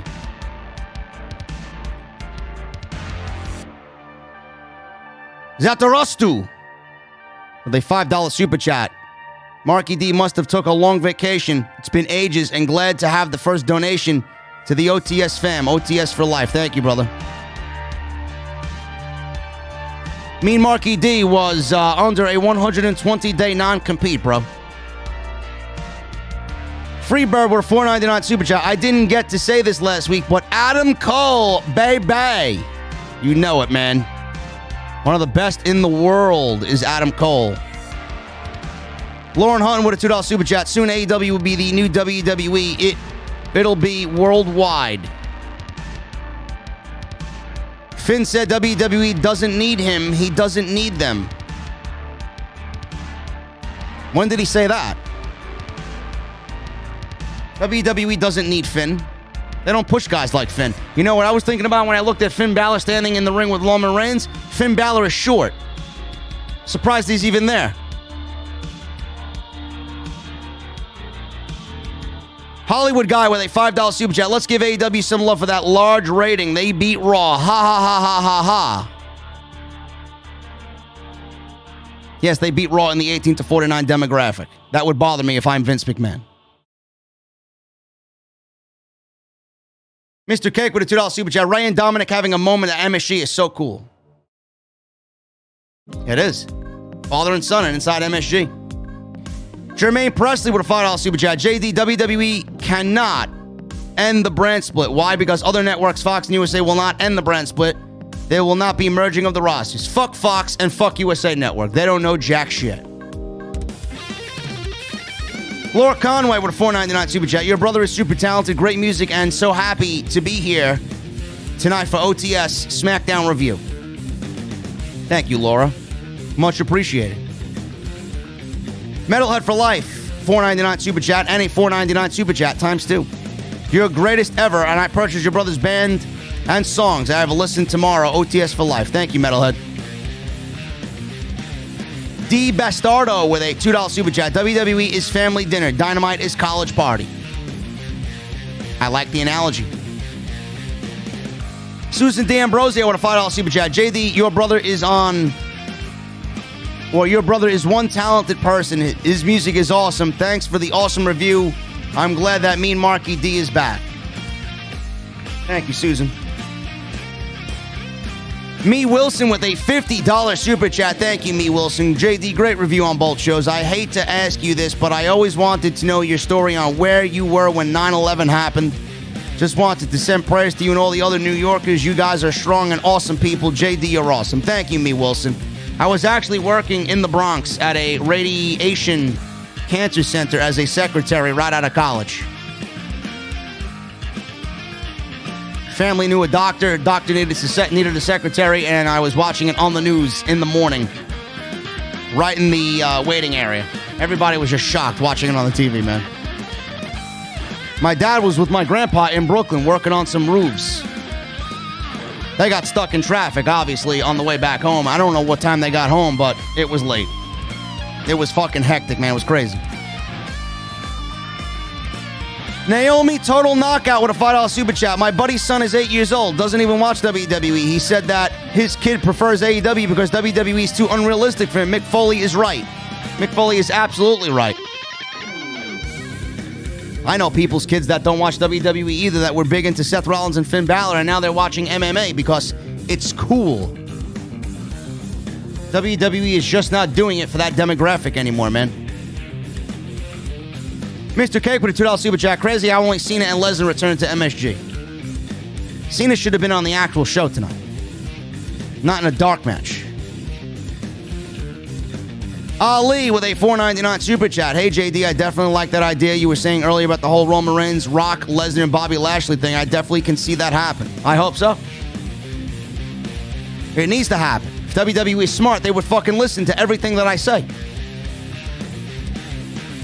Eddie Hazard with a $4.99 super chat. Ruby's only been in AEW a week and looks like she already has a new stable. Ruby, Riho, and Statlander. Soho Squad. No. A random trios match, Eddie, does not make a new stable for Ruby Soho. Come on. Mr. Cake with a $5 super chat. Not to be that guy, but Roman Reigns got to MSG before Kenny Omega because Kenny skipped the G1 Supercard because he was done with New Japan. It's fine. He doesn't really need MSG to solidify who he is. Naomi Total Knockout with a $5 super chat. Becky Lynchburg is a Conor McGregor wannabe, and it's so cringe. Yes, I can't stand her. I think she's... I don't like her. I don't. Not in this current form. Mr. Cake with a $5 super chat. The saying is, if you're over at MSG, you're over anywhere. Bianca Belair being over at MSG is a great thing to see. Yeah, we'll see how over she is when she loses the Women's Championship match at Extreme Rules. Also, $2 super chat by Mr. Cake. Loved Edge with the Brett colors tonight. The pink and black attack, man. Love it. Jermaine Presley with a $5 super chat. The only way WWE can salvage what they did with Becky and Bianca is to have Sasha come back and make it a triple threat and put the title back on Sasha. What is that going to do? What is that going to do? Is Sasha going to pin Becky? Or is Sasha going to pin Bianca? If Bianca gets pinned again, I thought the whole point to put the title on Becky was to get more... I guess to put the title on Becky was to get Bianca more over. No? So they would be going back on their original plan. Which they didn't have an original plan to begin with.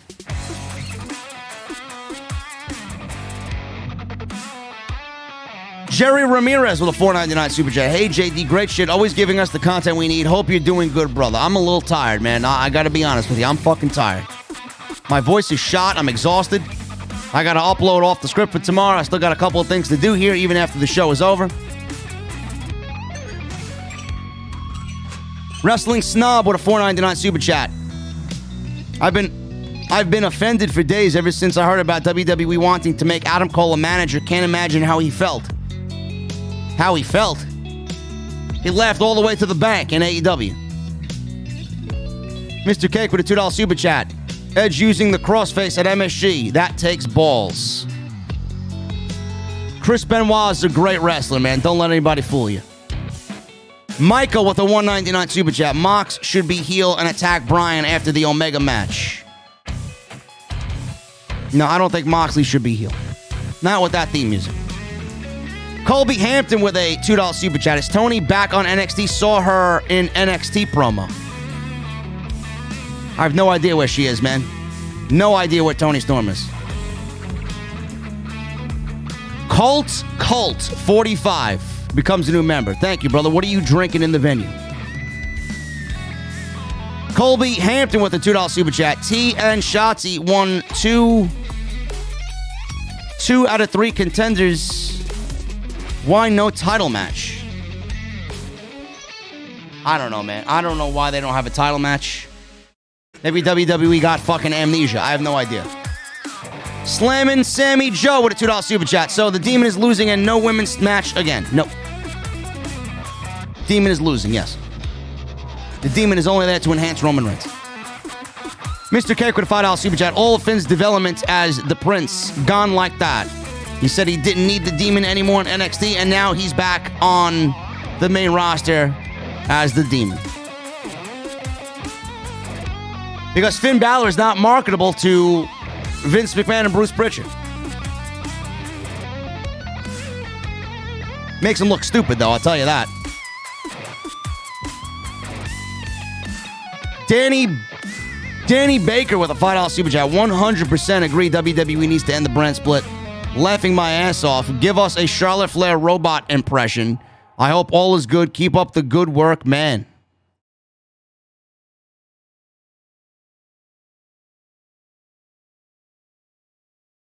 Sean's View Entertainment, $2 super chat. CM Punk made me wet. I had to change my underwear. That's great, bro. Go change your baby daughter's diaper. Not everything has to be a live stream, you fucking idiot. You got no format. You don't know what the fuck you're doing. You sound like shit. You look like shit. Your channel is shit.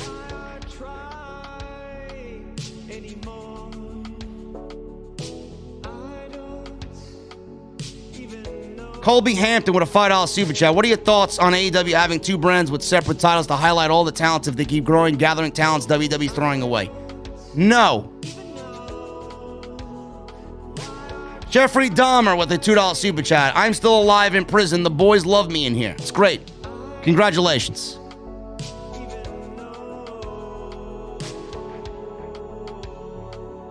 Dirty South Asian with a $5 super chat. What's up, JD? New subscriber to the show. You are a breath of fresh air for the wrestling podcasts. Keep it up. Looking forward to more. Dirty South Asian, I appreciate you, brother. Welcome. Hopefully this is not the last time we see you in here, brother. Whatever you do, stop listening to Wrestle Talk. They're a bunch of fucking idiots. Furious Nation with a $5 super chat. What's up, JD? I lost him. What's up, JD? I just want to say that your brother's music is awesome. Tell him to keep up the good work. Will do, man. The Scorpio Prince with a $5 super chat. Reigns is in the movie version of Aquaman wearing the Winter Soldier's pants with his tattoo as the armor, but with Thanos' gold glove. Now that you put it that way, I could absolutely see the correlation there. Tribal Chief with a Canadian $5 super chat. Hope Montez Ford becomes a future star. Most likely not. The way he sold that guillotine choke, you'd think a lightweight title would be good for AEW. No.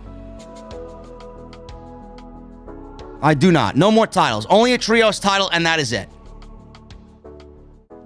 Jeffrey Dahmer with $2 super chat. I'm more believable than the demon. I want Roman. Furious Nation with a $5 super chat. Also, I heard what recently happened with Triple H. Hope he's doing okay. Screw the people that made jokes about it. My thoughts and prayers are with Triple H. Francisco Coronado, I just looked at the WWE Twitter account. They uploaded a post that Bobby Lashley will defend the WWE title against Randy Orton this coming Monday. Well, I didn't see that then. I'm going to go to WWE's Twitter account right now. Monday? The fuck we got a title match on Monday for?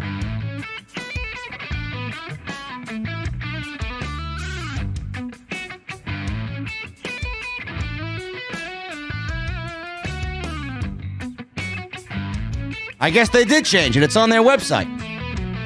Lauren Hutton got it right. I'm sorry, Lauren. I thought it was the tag team title match because that's exactly what they were fighting for.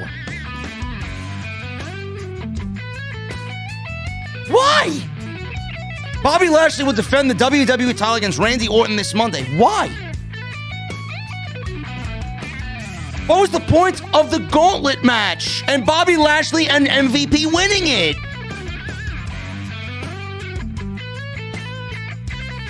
God, my fucking brain hurts, man. My fucking brain hurts. My legit brain hurts, man. Fucking ridiculous.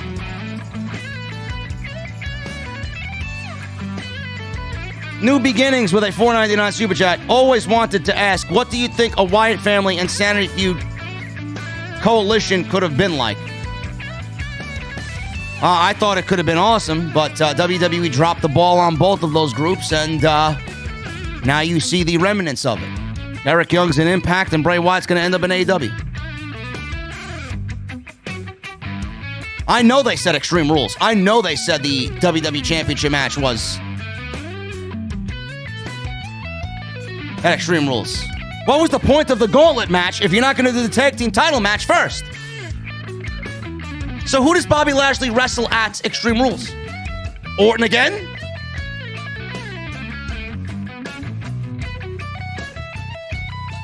It's all the ratings. It's all for the ratings to pop a rating for Monday Night Football. Yes. So they actually made their creative look worse because they want to combat Monday Night Football, which they're not going to combat because nobody's going to be watching Raw over Monday Night Football. Demeter Jambo Bullion, I'ma grab Vinnie Mac's balls with a Australia mate $2 super chat. Yo mama in my bank account and I have AJ Lee's pants. Thank you, Demeter. King Mo with a $1.99, 2 thumbs up for this great channel. Thank you, bro. Thank you, King Mo. Max Mello 94 with a $4.99 super chat. I learned from Jericho's podcast Bruno Sammartino won his title in 46 seconds from Buddy Rogers, so beating people in seconds goes way back. It's 2021. Nobody should be losing in fucking 26 seconds. King Mo with a $1.99 super chat. WWE should really take notes from your weekly OTS. You know it, man. Absolutely. Elitex Gaming 02 with a $5 super chat. What's up, JD? Did you check out the latest gameplay preview of the AEW console game? Yes, I did, and it looks great. I can't wait. The Scorpio Prince with a $5 super chat. Sucks you won't be at Arthur Ashe Stadium. Was hoping to see you there. NY Dominicans for AEW. I may be doing a meet and greet in the day, man. I'll let you guys know. I'll let you guys know in the coming week. Mr. Cake with a $2 super chat. I think Becky gets drafted to Raw and wins Queen of the Ring. Kill me now. Kill me now.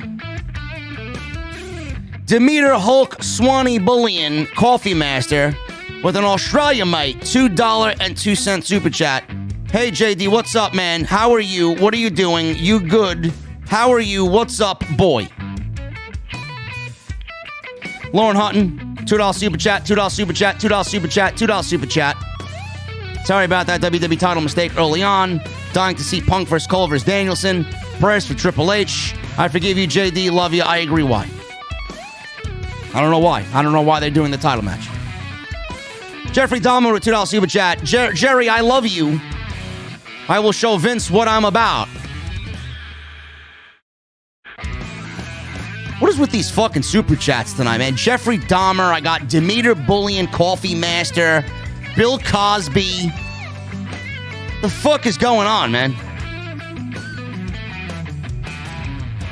Edgar Estrada with a $50 super chat. Yo, JD, Mean Marky D is finally back. Finally, he took the D out of Tony and actually talked to his audience. LOL. This was another great review. Wish Jonathan Smith a happy birthday. Call him a fucking goon. Have a great weekend, OTS fam. JD is greatness. Thank you, Edgar, for the 50 bomb. That's a lot of money, bro. Happy birthday to Jonathan Smith. Everybody in the chat, birthday cake emojis for Jonathan Smith. And Mr. Cake with the final super chat of the night. JD, thoughts on Paul London coming back to wrestling? One of my favorite cruiserweights ever. I hope we get London and Kedrick versus the Young Bucks. Possibility, man. I don't really care about London and Kendrick. I don't. AEW does not need any more tag teams, man. They got the best tag team division in the world. They don't need Brian Kendrick and Paul London. Guys, I'm about to get out of here, man. I'm about to get out of here. It is a long day. And I'm sorry if I seemed a little bit out of it, man, but I am mentally and physically drained. Got a little bit more work to do. Lauren Hutton with a 99-cent super chat. Thank you, Lauren. If you guys enjoyed this show, man, please hit that thumbs up. We got 1,000. I appreciate you guys. Hit that thumbs up. Hit that subscribe button. Turn on the bell for all notifications. Make sure you guys go and check out all the other content on the channel. Everything you need is linked on the homepage, man. We got Monday Night Raw. We got AEW Dynamite. We got Off the Script tomorrow, episode 390. Go get your t-shirts, man. Bonfire.com. Cop yourself a t-shirt. Right underneath the video screen. Click the link you want on the shirt. Takes you right to Bonfire. New Beginnings with a $4.99 super chat. Do you think Bray could debut on Black because of Rhodes family ties? Or if not, who do you want to see him coming for? Just get him in there, New Beginnings. Put him in the Dark Order and get the Dark Order right and make them dark. Cal L with a $5 super chat. JD, get some sleep, bro. Mustangs rolling. I'm out, dude. There are some strange ones in the super chats tonight. Peace out, bro. I know, man. It was a strange super chat night. But guys, listen to me, man. Listen to me. I'm going to bounce early. Man. What you guys are listening to is yet more new Legionary. Lifting the Veil. I got my cold beverage. You're going to listen to this guitar solo coming up, and it's going to give you fucking chills. As I hop in the Mustang, I want to see those guitar emojis in the chat, and I'll see you guys tomorrow on OTS episode 390. Thank you guys for everything, and I'll see you tomorrow, man. Have a good night.